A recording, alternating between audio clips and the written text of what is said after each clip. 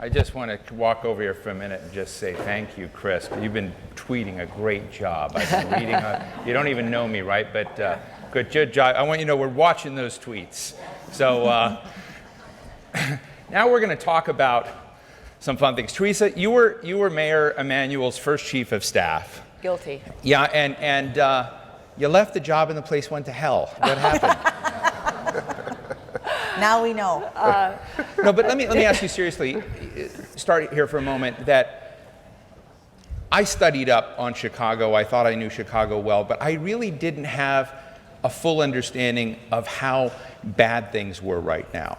So crime is up.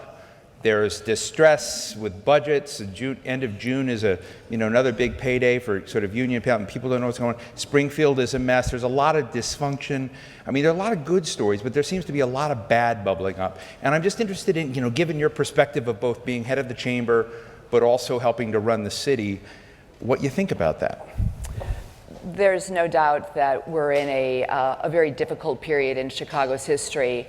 In everything you said, I mean, every day there's a headline that's unpleasant and makes me wince. And quite frankly, we've been here before, and we've always come out of it. And I think the reason why Chicago continues to thrive and survive and move the needle is because we have an amazing business community here.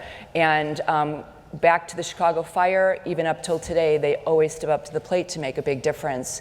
I get to meet chamber leaders from around the country, and without fail, from the largest cities to the mid-sized and smallest, they envy what we have here in Chicago by way of an activist business community, and I think that makes a big difference. Let me ask the three of you all together, just chat for a minute, that we've got the University of Chicago and the head of civic engagement, and Bridget, you're like doing three jobs. There's a land bank you're tied into, and a commissioner of Cook County and Aon, but and of course the Chamber of Commerce. And I guess my not facetious question is, how dependent on City Hall are you to actually make the city better? What are the kinds of things that can be done without being so dependent on civic leadership? Let me start with Derek. Well, I mean, my view of how you work in communities, work in cities, work in neighborhoods is through partnership.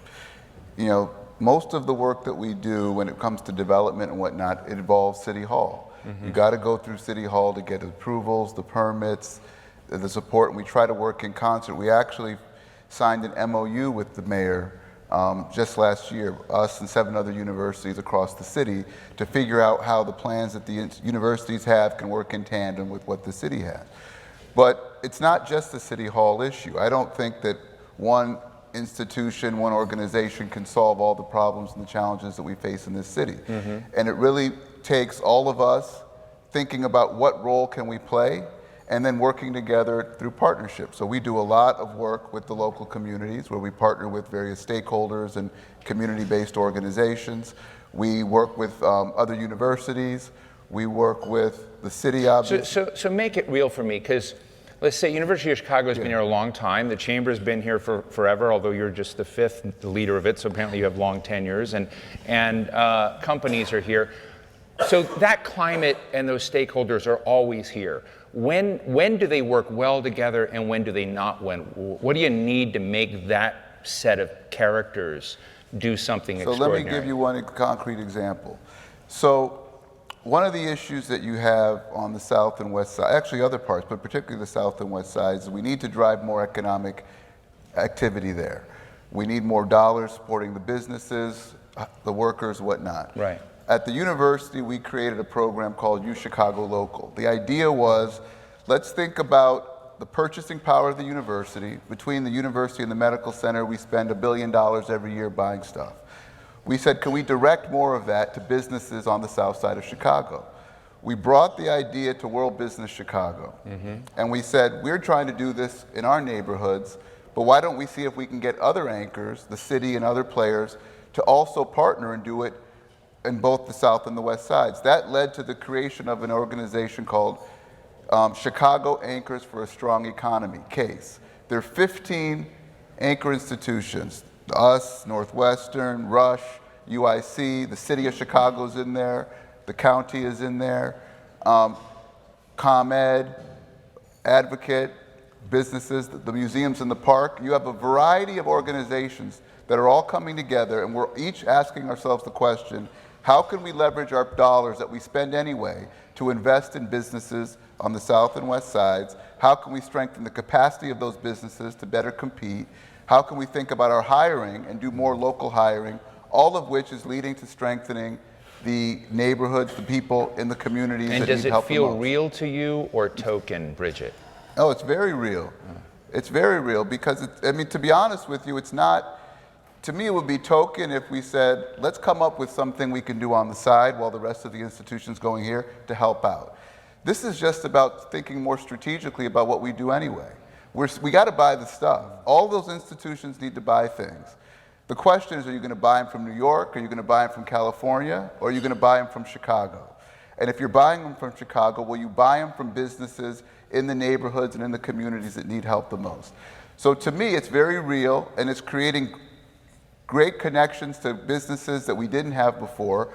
What's also great about the partnership is there may be suppliers that we use that another anchor hadn't used. And they're learning about those opportunities. And now we're also thinking about how we can collectively leverage our collective impact by, if we say have a supplier that's located somewhere else, if a group of us say we'd like to see you located in Chicago, in the South Side, we now have the leverage and the power to help make that happen, and we're having those conversations.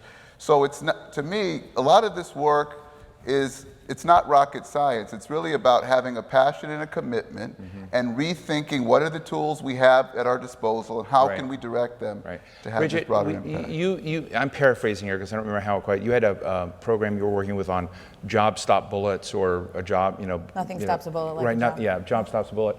And you've also worked a lot in this sort of broad question of how to make development move. And I've been interested in this question of this Cook County land bank, and how does that work? What are you trying to solve? Well, a great question, and I think in some ways it carries off of what Derek just said. And the question of how interdependent are we, or how much do we need City Hall as a first stop?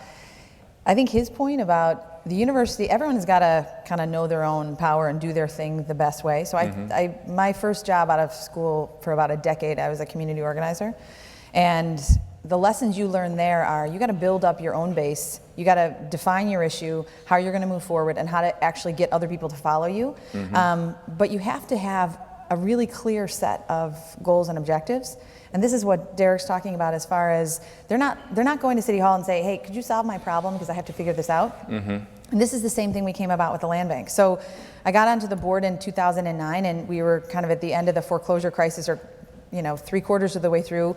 People calling the office, going through foreclosure, getting letters from the banks, not really knowing how to do and how to react. And so we set up a legal aid clinic at the court. That was fine, just give people a lawyer. Then we looked at the vacant building ordinance that said, we used to have 15,000 foreclosure filings in Cook County every year, and they went up to 50,000 for 3 years in a row. So what used to take 45 days to clear in court now took 800. And it was this crazy situation where you had neighborhoods, Chatham, Auburn Gresham, Belmont-Cragen, who never really saw large-scale vacancies. And all of a sudden, if it takes 2 years to get something out of court, and the banks, were kind of confronted with a situation they'd never dealt with before. Fannie Mae, very difficult to bring along partner. As far as getting out of the, kind of sitting on vacant housing business. So we looked around the country and realized that it's not like these neighborhoods were not desirable, just like there isn't businesses that can thrive. It's that the market wasn't working. Banks were not lending because they're fighting the last war, because they overlent in the beginning. Appraisers are overappraising because they underappraised. So everyone is kind of contracting. So what happens is the guy that wants to buy the house across the street from his mother's house that's vacant can't even get access to that. And so you end up with this kind of excess supply that's sitting out there. When it's vacant, what it's doing is it's kind of leaching out all of the value from the rest of the community. So the goal of the land bank was to come in and say, okay, we got a limited amount of capital from the mortgage foreclosure settlement, but we knew that was just a runway, and we had to become self-sufficient. So we started buying up ones, twos on blocks, finding organizations and people. I mean, one of our, I think, my proudest accomplishment is that we have been able to nurture local businesses. You know, people that used to be insurance or real estate brokers are now developers. People who did stuff on the side, we've been able to help them get access to capital and access to housing to actually now become a developer with a full-on business. So we've got now 3 years in. Do you publish results? Yeah, we do. So someone can go out and find out saying, here's the echo Yeah, effect, we have a great the impact. website. You know, that's a great question because there's a lot of ways to measure impact. Part of it is the comps that rise on blocks that we've done work on, which I think is useful. But, you know, 3 years into the land bank, we've got over 8,000 properties, tax liens, PINs into the books. We will make probably close to $10 million this year on our transactions, and we are on a absolutely self-sufficient runway. And it kind of gets back to your operative question, which is you cannot expect government to kind of either define your problem or solve it for you. You can't look to them to kind of, you know, make every decision or kind of be the big main funding bulwark.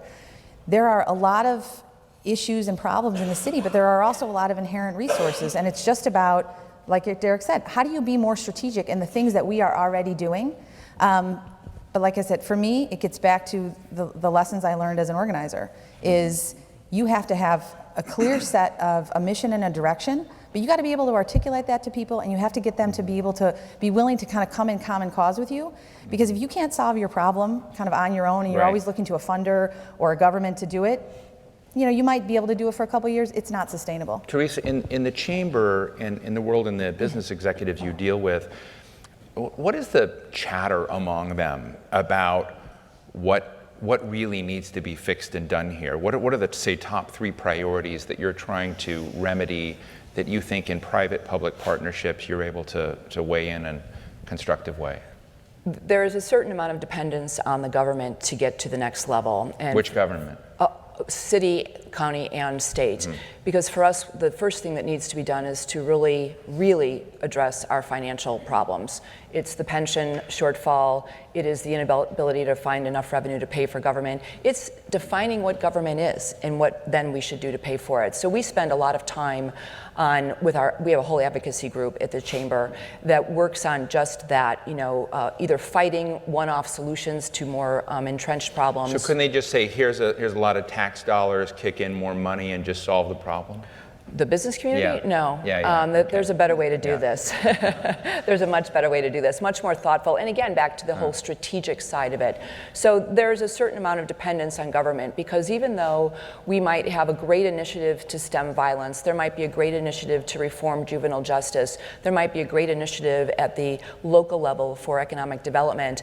If there's not government and private sector money there, that public-private partnership to actually affect outcomes and have real goals and objectives, then you're never really going to make a difference. So as long as all of our money is tied up in debt service or trying to fund things that we're paying for, you know, generation-old problems, there won't be the kind of resources to match on the private sector.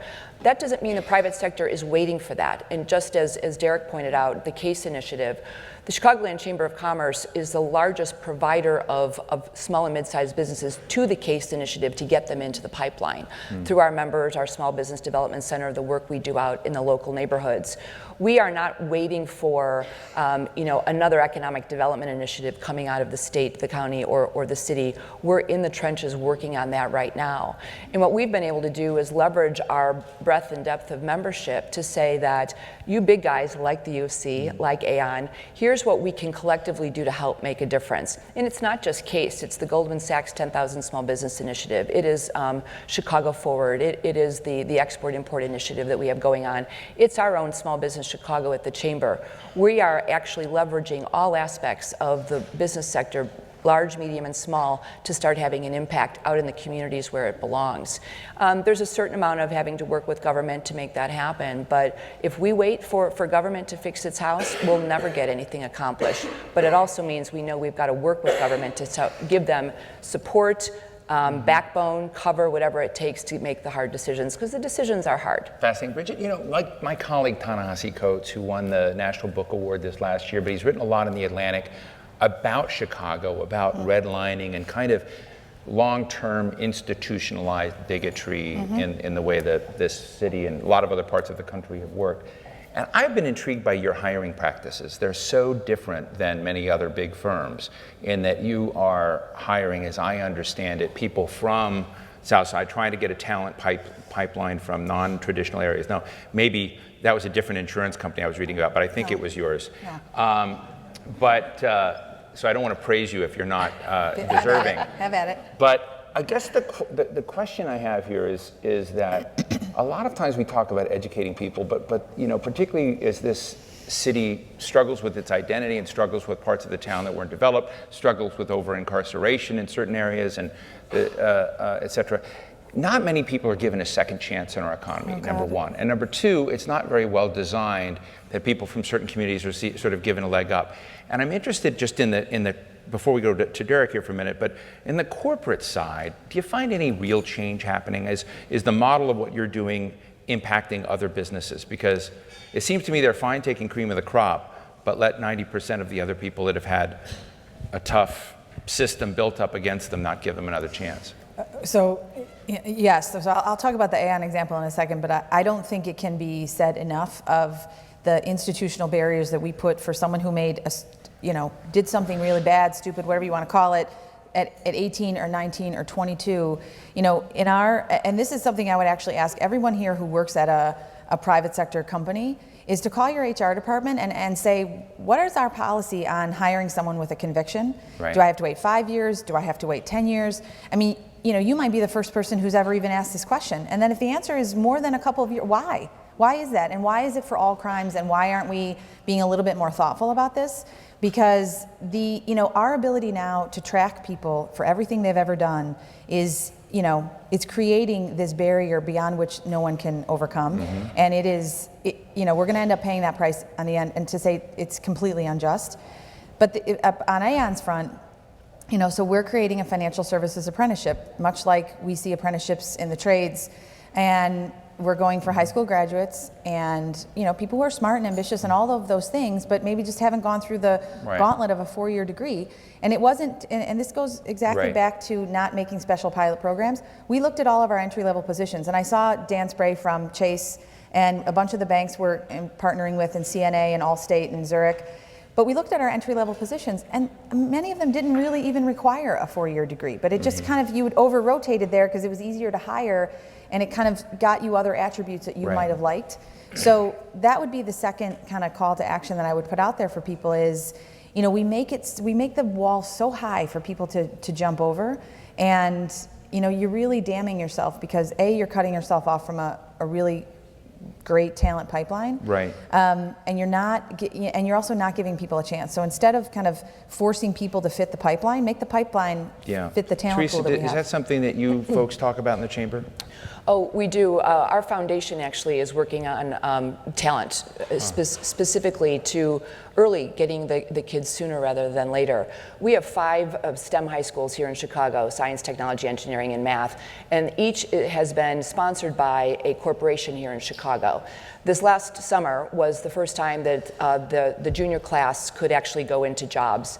And there were more students that wanted to work than these 5 corporations could absorb. So at the chamber, we took in, I think, 14 of them. We paid for their summer, and we didn't have them running around our office Xeroxing. Absolutely not. These kids were really well trained, and we placed them with our small business clients who couldn't afford an intern. They themselves weren't quite sure what they needed to do to improve their web page or something, and we gave them opportunities. So at the highest level, from Microsoft and Cisco and IBM down to a little neighborhood person who's literally working at a storefront, we gave these people opportunity, and it is a firm commitment of the chamber as well as our individual members to engage in this level of not only backing juvenile justice reform, not only backing programs for anti-violence, but then to turn around and actually say, bring them in. We want to make sure that those kids get the right kind of opportunity.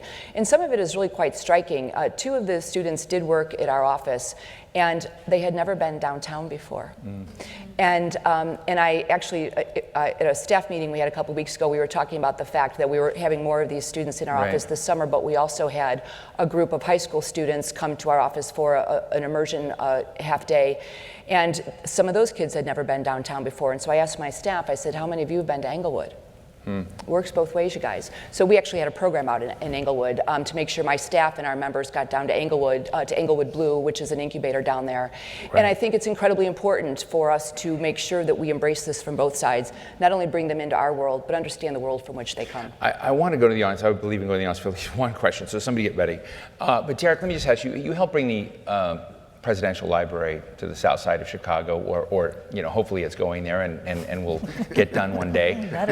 You told me emphatically it was going there, but we don't know exactly where. But I guess the question is, how do you, I mean, that sounds good to me in one way, but it also sounds a little bit of feel good. So you're going to put a presidential library in Southside Chicago, and it'll be neat. How do you make it not an island where it's a presidential library and really doesn't fundamentally, again, it becomes a token gesture and not something that changes the patterns in the area. Just 1 minute on that. Yeah, I think that the risk of something like that is if you're not intentional up front, it will become an island. And so you have to plan now. And it takes everybody, the community, the city, the Obama Foundation, universities, who's an anchor there, other county, other partners, to come up with an intentional plan as to how we make sure that the economic development, the investment that comes into the community benefits the community. And we're actually starting to have those conversations now. The one last thing I just want to say briefly is that, and I think this is a challenge for us as a city, that there's a lot of good programs, you heard about a bunch today, that are going on. And what we need to start thinking about is how do we bring all this activity to ground in a particular place to lead to transformation. Right. Because what ends up happening, and I saw this when I was in the White House, and I see it now, is that there's a lot of good stuff, but it's spread all over, and you're helping some kids here or there, but the state of the South Side West doesn't add up.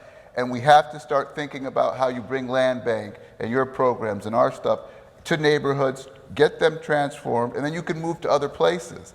But we need that same sort of coordinated strategic vision that was used coming out of the Chicago fire to deal with the challenges today. We need a Marshall Plan. Thank you, sir. We need that Marshall Plan. What happened after the Chicago fire, and you need a Marshall Plan, those are tweetable. I'm drawn by zingers. So quick question, somebody asks, has a question right here. This gentleman touched his ear. No, okay. Any other question in the very back? It's got to be somebody. I'm going to go to this gentleman right. I don't know who you are, but I'm sure you have a question. Yeah. Who are you? I don't have a question. Oh, you don't have a question? I'm actually very much enjoying the discussion. Okay, great. I have a broader question, and Yeah. with regard to the topic and the theme of city markets. Sure. Didn't want to stand up, but thank you. I'm going to stay anonymous because this gentleman behind me is tweeting. But really, I have, I guess, a kind of a broader thought. Yeah. With regard to the entire conference, City Maker Summit, where does the corporate responsibility piece start and end from a business size? Yeah. Great. Do you see what I'm saying? Yep, perfect. That's a perfect So question. balance sheet size. Yeah, so balance sheet side, you have 30 seconds each. Okay. Go ahead. So Bridget? I think it gets back to, when I talked about the hiring and talent program, that was something that makes sense for our business. And that's where you've got to kind of stay true to it. Otherwise, it's not sustainable. The leadership changes and somebody's out. That's right. You've got to go and say, what are we doing now? What is actually growing our business, which is our main responsibility? But how do we do that with the idea of looking through it as a lens of not just shareholder value, which is important, but how do I have multiple lenses, one of which is how do I sustain the city that I live in, that I hire my employees from, that kind of sustains our business. And so just making yourself have a slightly different perspective opens the doors, I think, to kind of coming up with things that are not just good for the business and good for the city, but also sustainable. And as you take your 15 seconds each, I'm going to tweak it. As you're thinking through that lens, Theresa, with your members, is there a zero-sum element where if a business is doing well, it somehow has to screw the interests of the city? Or how do you get into that thing where both interests are there? What's the protector there? Because there's been a lot of talk about parking meters. I don't quite get it, but how do you get so that the interests of both are furthered and not just on the balance sheet side doesn't dominate the whole picture. But the interests of both are furthered if you do this right. The 5 sponsors of the STEM schools are a great example. They aren't doing this because someone twisted their arm. They're investing in their future workforce. Right. And they recognize that as our city and our country becomes more diverse, they're not going to get all of their future workers out of an Ivy League school who have studied some sort of math, Right. science, or engineering. They're going to get them from the neighborhoods and the community in which they're located, and they're also going to be responsive to that neighborhood Right. because it's a diverse community, and that's Right. why. Last quick word, Derek. I would just echo what they say. I think that the key to all this work is the notion of mutual benefit. Looking for opportunities to do things through your organization that benefit your organization, but also could benefit the city or the community. And if we look for those opportunities, there's a huge space, I think, that could lead to significant change. Thank you for a great discussion. Ladies and gentlemen, Derek Douglas of the University of Chicago, Bridget Gaynor, Cook County Commissioner and Vice President of AON, and Theresa Mintle, Chicagoland Chamber of Commerce President and Appreciate CEO. it. Thank you both. Thank you all very much. Thanks, too. Thanks.